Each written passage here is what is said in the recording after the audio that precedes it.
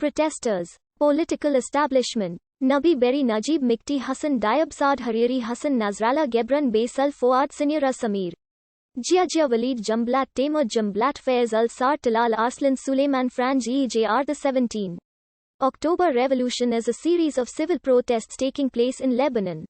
These national protests were triggered by planned taxes on gasoline, tobacco, and VoIP calls on applications such as WhatsApp, but quickly expanding into a country-wide condemnation of sectarian rule, stagnant economy, unemployment that reached 46% in 2018, endemic corruption in the public sector, legislation that was perceived to shield the ruling class from accountability, and failures of the government to provide basic services such as electricity, water, and sanitation. The protests created a political crisis in Lebanon, with Prime Minister Saad Hariri tendering his resignation and echoing protesters' demands for a government of independent specialists. A cabinet headed by Hassan Diab was formed in 2020, but also resigned after the Beirut port explosion. According to The Economist, Lebanon's dysfunction and mismanagement that followed the protests has originated in the country's sectarian political system enshrined because of the TAF agreement, which took place in 1989. The TAF agreement enshrines a sect-based political system, where political authority is allocated based on the religious affiliation of the public servant. This system is perceived as exploited by the current Lebanese politicians, many of whom are Lebanese Civil War-era sectarian warlords who still occupy positions of power and enjoy amnesty against accountability. Lebanon is a mosaic of various religious factions. It is composed of 18 different sects. The 18 officially recognized religious groups include 4 Muslim sects, 12 Christian sects, the Druze sect, and Judaism. The outbreak of the protests was attributed to the accumulated crises within the preceding weeks in Lebanon. First, in Chouf and Sadia, among other places, fires propagated, scorching nearby homes, and placing many people in danger. A large portion of greenery, an aspect that makes Lebanon special, was burnt down as a result. The Lebanese government failed to employ its planes to extinguish the fires and had to rely on Cypriot aid.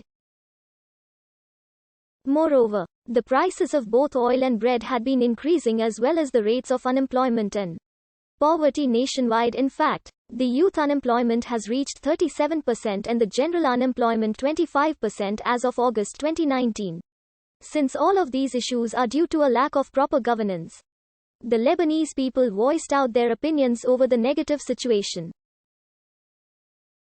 Furthermore, Lebanese citizens were facing many problems in the preceding years.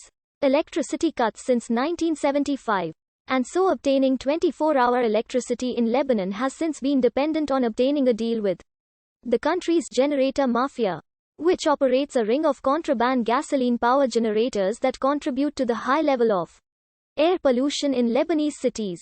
Lebanon has also not had access to drinking water except through purchased bottled water from private companies since the 1975 to 1990 Lebanese Civil War.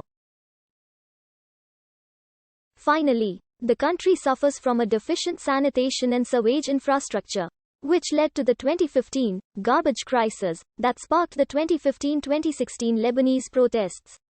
Days before the protests began, a series of about 100 major wildfires in Chouf, Krub and other Lebanese areas displaced hundreds of people and caused enormous damage to Lebanese wildlife. The Lebanese government failed to deploy its firefighting equipment due to lack of maintenance and had to rely on aid from neighboring Cyprus, Jordan, Turkey and Greece. Protests started taking place in small numbers around Beirut towards the end of September. Impetus for the revolutionary movement was apparent years before the protests began and was visible in Lebanon's arts and culture scene, as evidenced by pop artist Raghib Alama's song, Ta'al Ballad, in December 2018 and rock singer-songwriter IJK's song, Ched Halek, in June 2019.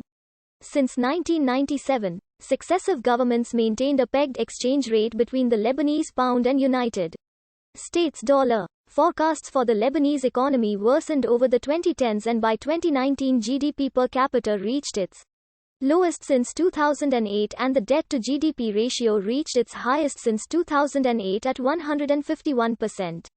As a result, international credit rating agencies downgraded the rating of government bonds. The combination of an economic downturn in the import-dependent country with the continuation of its dollar peg saw an increase in the government's budget deficit and a reliance on using foreign exchange reserves from the nation's central bank to keep the currency peg.